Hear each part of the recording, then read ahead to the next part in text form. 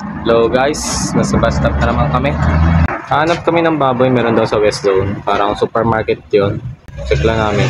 Bagong bukas lang din yung West Zone eh. Hanap ko kay Google.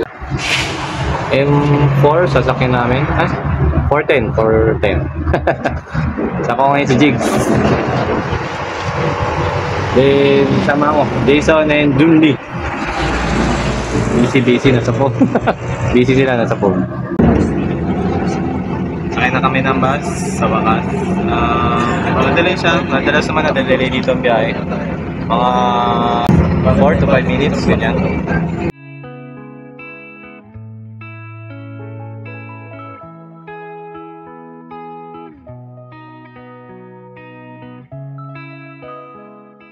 Okay guys, nakababa na kami ng bus. Sakto nung bago kami bumaba, may inspector na dumating. Kailangan ko na mag-load at paubos ng load ng aking bus card. Baka mahuli pa ako. Namo kami sa West Zone. West Zone. Ito niyo ba? West Zone. Bagong bukas na siya, now open. Sarado pa mga bintana niya. Alam mo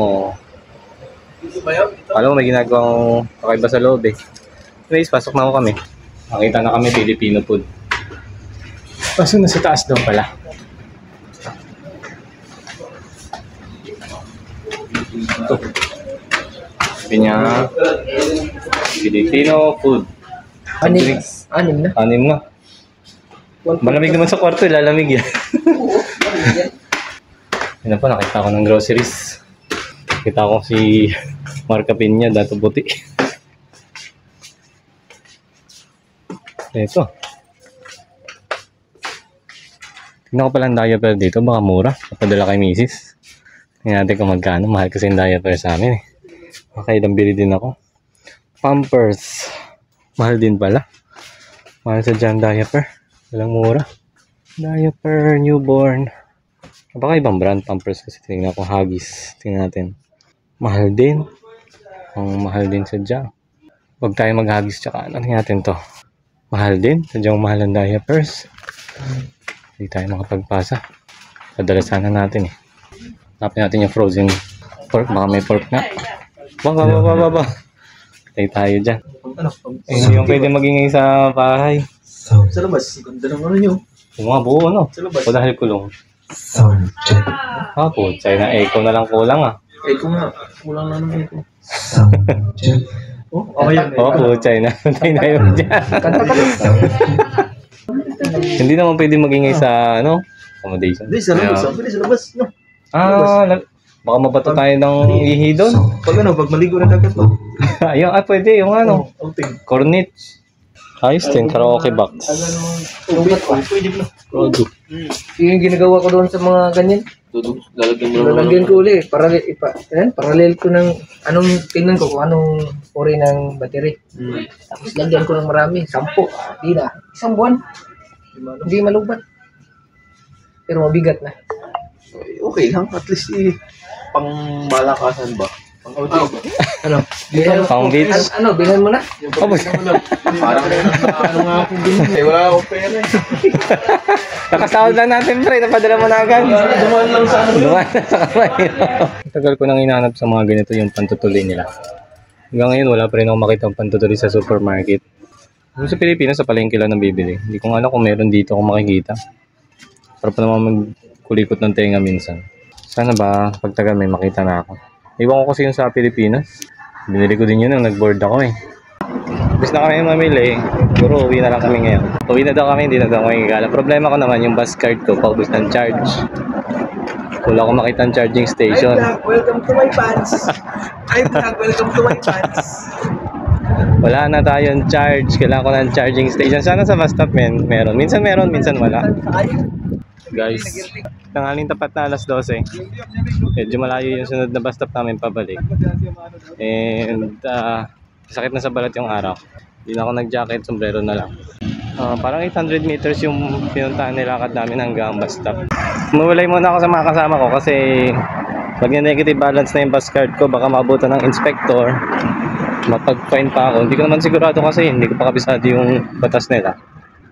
Mahirap na. Baka mapalaking bayad. Wala pa naman akong Emirates ID. So, naghanap muna ako ng charging station na malapit. Ang pinakamalapit ay around 20 minutes.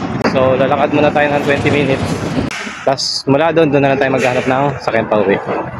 Tapos, siguro pagkain na din. Nakapag-charge na kami ng bus card. Sa mall pa nga lang. After 20 minutes bago pa kami naka-recharge. Sa third floor kami. May sinayan sila pero isa lang yung kainan. Yan lang.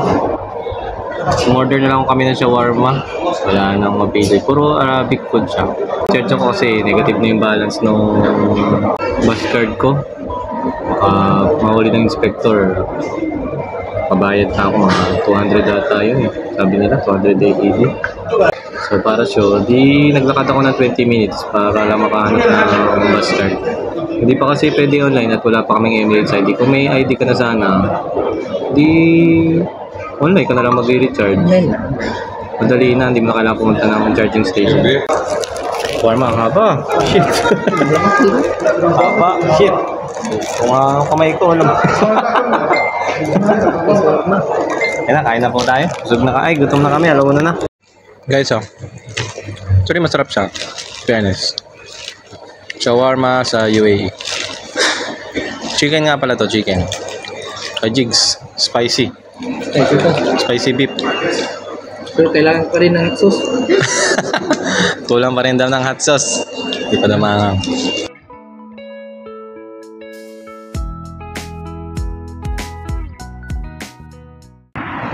Hintay na uli kami ng bus dito. Pauwi na kami tapos na kami kumain. 20 minutes uli kami naglakad papunta sa bus stop.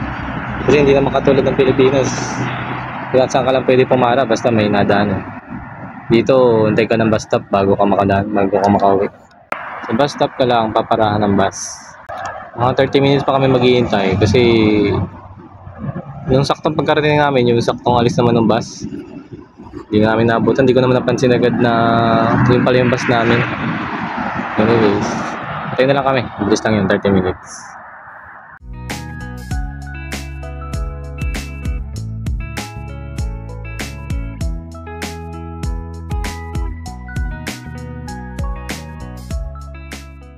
Touchdown! Nakauwi na kami ng bahay. Napon din kami gawa ng pagbibili ng bus card na yan. Pag recharge, wala kasing ano talaga. Pag wala ka pang ID, hindi ka makapag-charge ng online. So, no choice kundi hanap ka ng recharge station. Which is sometimes kailangan pa maglakad ng 20 minutes bago makahanap. Minsan sa mall meron. Yun naman na. Salamat sa panonood. Bye!